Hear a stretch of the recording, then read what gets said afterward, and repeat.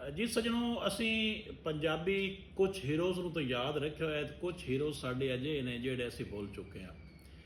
ਅੱਜ 11 ਅਗਸਤ 2025, 11 ਅਗਸਤ 1850 ਨੂੰ ਸਾਡਾ ਇੱਕ ਪੰਜਾਬ ਦਾ ਬੜਾ ਵੱਡਾ ਹੀਰੋ ਦੀਵਾਨ ਮੂਲ ਰਾਜ ਉਸਦਾ ਨਾਮ ਹੈ, ਜਿਹੜਾ ਫੌਤ ਹੋਇਆ ਹੈ ਤਾਂ ਅੰਗਰੇਜ਼ ਨੇ ਪੰਜਾਬ ਤੇ ਮੁਕੰਮਲ ਕਬਜ਼ਾ ਕੀਤਾ ਹੈ।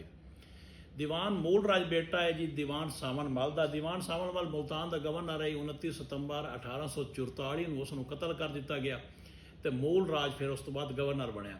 ਦੀਵਾਨ ਸਾਵਣ ਮੱਲ ਦਾ ਇਨਸਾਫ ਬਹੁਤ ਮਸ਼ਹੂਰ ਹੈ। ਉਸ ਦਾ ਇਨਸਾਫ ਬਾਰੇ ਤੁਹਾਨੂੰ ਦੱਸਾਂ ਕਿ ਇੱਕ ਵਾਰੀ ਇਸੇ ਬੇਟੇ ਦੀਵਾਨ ਮੂਲ ਰਾਜ ਨੇ ਕਿਸਾਨ ਦਾ ਗੰਨਾ ਬੰਨ ਲਿਆ। ਉਹ ਸ਼ਿਕਾਇਤ ਲੈ ਕੇ ਸਾਵਣ ਮੱਲ ਕੋਲ ਪੜ ਗਿਆ। ਸਾਵਣ ਮੱਲ ਨੇ ਆਪਣੇ ਪੁੱਤਰ ਮੂਲ ਰਾਜ ਨੂੰ, ਜਿਹੜਾ ਸ਼ਹਿਜ਼ਾਦਾ ਹੈ, ਉਸ ਨੂੰ ਅੱਧਾ ਘੰਟਾ ਜਾਂ ਘੰਟਾ ਧੁੱਪ ਤੇ ਖਿਲਾਰੀ ਰੱਖਿਆ, ਹਾੜ ਦੀ ਧੁੱਪ ਤੇ, ਕਿ ਇਹ ਇਸਦੀ ਸਜ਼ਾ ਹੈ। ਉਹ ਕਿਸਾਨ ਆਖਿਆ ਜੀ ਮੈਂ ਮਾਫ ਕੀਤਾ, ਤਾਂ ਉਸ ਮੂਲ ਰਾਜ ਨੂੰ ਛਾਂ ਤੇ ਸੱਦਿਆ। ਇਹ ਮੂਲ ਰਾਜ ਜਦੋਂ ਗਵਰਨਰ ਬਣਿਆ ਨਾ ਮੁਲਤਾਨ ਦਾ, ਤੇ ਉਸ ਵਕਤ ਇੱਕ ਅੰਗਰੇਜ਼ ਨੇ 1847 ਦੇ ਵਿੱਚ ਇੱਕ ਟੈਕਸ ਲਾ ਦਿੱਤਾ ਪੰਜਾਬ ਤੇ। ਮੂਲ ਰਾਜ ਉਸ ਵਕਤ ਦੇ ਜਿਹੜਾ ਹਾਈ ਲਾਹੌਰ ਦੇ ਵਿੱਚ ਰਾਜ ਲਾਰੈਂਸ ਕੋਲ ਗਿਆ। ਉਸ ਨੂੰ ਸ਼ਿਕਾਇਤ ਕੀਤੀ ਕਿ ਜਿਹੜਾ ਤੁਸੀਂ ਟੈਕਸ ਜਨਾਬ ਲੈਂਦੇ ਪਏ ਹੋ ਨਾ ਪੰਜਾਬ ਦੇ ਉੱਤੇ, ਇਹ ਪੰਜਾਬ ਦੇ ਉੱਤੇ ਬੜਾ ਵੱਡਾ ਜ਼ੁਲਮ ਹੈ ਔਰ ਇਹ ਟੈਕਸ ਤੁਸੀਂ ਵਾਪਸ ਲਓ। ਉਸ ਨੇ ਕੀ ਕੀਤਾ ਕਿ ਉਸ ਨੇ ਇਸ ਨੂੰ ਹਟਾ ਦਿੱਤਾ ਗਵਰਨਰਸ਼ਿਪ ਤੋਂ, ਔਰ ਉਸ ਦੇ ਜਿਹੜੇ ਇੱਕ ਸਿੱਖ ਨੂੰ ਗਵਰਨਰ ਬਣਾ ਦਿੱਤਾ। ਨਾਲ ਦੋ ਅੰਗਰੇਜ਼ ਅਫਸਰ ਗੱਲੇ ਕਿ ਜਨਾਬ ਜਾਓ ਤੇ ਤੁਸੀਂ ਲਾਹੌਰ ਦੇ ਵਿੱਚ, ਉਹ ਸਿੱਖ ਦਾ ਨਾਂ ਹੈ ਸਰਦਾਰ ਕਹਾਨ ਸਿੰਘ ਮਾਨ। ਵਾਪਸ ਜਦੋਂ ਲਾਹੌਰ ਗਏ, ਜਿਹੜੇ ਲਾਹੌਰ ਦੇ, ਚੁੱਕੇ ਇਹ ਅਵਾਮੀ ਲੀਡਰ ਹਨ ਔਰ ਆਵਾਮ ਦੇ ਨੁਮਾਇੰਦੇ ਹਨ, ਹੱਕੀ ਤੌਰ ਤੇ ਆਵਾਮ ਨੇ ਮੁਲਤਾਨ ਦੇ ਨਾ ਮੰਨਿਆ। ਉਹਨਾਂ ਜਿਹੜੇ ਦੋ ਅੰਗਰੇਜ਼ ਗਏ ਹਨ ਉਹਨਾਂ ਨੂੰ ਕਤਲ ਕਰ ਦਿੱਤਾ। ਉਸ ਕਤਲ ਦੇ ਨਤੀਜੇ ਦੇ ਵਿੱਚ ਇਹਨਾਂ ਨੇ ਮੂਲ ਰਾਜ ਨੂੰ ਗ੍ਰਿਫਤਾਰ ਕਰ ਲਿਆ। ਤੁਸੀਂ ਆਪ ਵੇਖੋ ਕਿ ਮੂਲ ਰਾਜ ਗ੍ਰਿਫਤਾਰ ਹੁੰਦਾ ਪਿਆ ਹੈ 22 ਜਨਵਰੀ 1949 ਨੂੰ।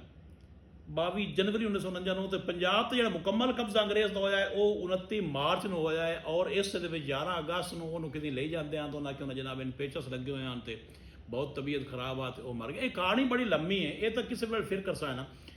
ਮੇਰਾ ਸਵਾਲ ਇਹ ਹੈ ਕਿ ਅੱਜ ਦਾ ਮੀਡੀਆ ਕਿੱਥੇ ਹੈ ਜਿਸ ਨੇ 11 ਅਗਸਤ ਨੂੰ ਮੂਲ ਰਾਜ ਨੂੰ ਯਾਦ ਹੀ ਨਹੀਂ ਕੀਤਾ, ਜਿਸ ਨੇ ਪੰਜਾਬ ਦੇ ਮੁਕੱਦਮਾ ਲੜਿਆ ਔਰ ਪੰਜਾਬ ਦੇ ਅਫਸਰਾਂ ਦਾ ਪਿਓ ਵੀ ਕਤਲ ਹੋਇਆ, ਉਹ ਆਪ ਵੀ ਅੰਗਰੇਜ਼ ਦੇ ਹੱਥੋਂ ਮਾਰਿਆ ਗਿਆ। 57 ਤੋਂ ਬੜਾ ਬਾਅਦ ਵਿੱਚ ਆਇਆ ਨਾ। ਅਸਲ ਦੇ ਵਿੱਚ ਰੈਜ਼ਿਸਟੈਂਸ ਤਾਂ ਉੱਥੋਂ ਹੀ ਉਸ ਮੁਲਤਾਨ ਦੇ ਗਵਰਨਰ ਤੋਂ ਸ਼ੁਰੂ ਹੋ ਗਈ। ਕੀ ਸਿਰਫ ਮੂਲ ਰਾਜ ਹਿੰਦੂ ਆਈ ਜਿਸ ਵਜ੍ਹਾ ਤੋਂ ਨਹੀਂ ਯਾਦ?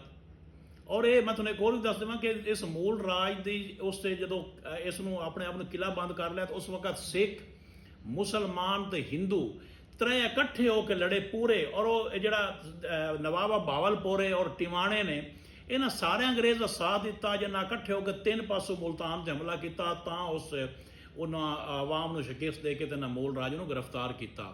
ਇਹ ਸਾਰੇ ਲੋਕ ਇਕੱਠੇ ਹਨ, ਲੇਕਿਨ ਅੱਜ ਸਾਰਾ ਕੁਛ ਜਾਣਦਿਆਂ ਬੁੱਝਦਿਆਂ ਹੋਇਆਂ ਇਸ ਨੂੰ ਹੀਰੋ ਮੰਨਣ ਤੋਂ ਇਨਕਾਰੀ ਨੇ। ਔਰ ਅਗਰ ਹੀਰੋ ਮੰਨਦੇ ਨੇ ਤੇ ਫਿਰ ਇਸ ਨੂੰ ਅੱਜ ਦਾ ਮੀਡੀਆ ਕਿਉਂ ਨਹੀਂ ਵਿਖਾ ਰਿਹਾ ਕਿ ਅੱਜ 11 ਅਗਸਤ ਨੂੰ ਇਤਨੇ ਵੱਡੇ ਹੀਰੋ ਦੀ ਅੱਜ ਸਾਡੇ ਕੋਲ ਐਨੀਵਰਸਰੀ ਤੁਸੀਂ ਸਮਝ ਲਓ ਹੈ।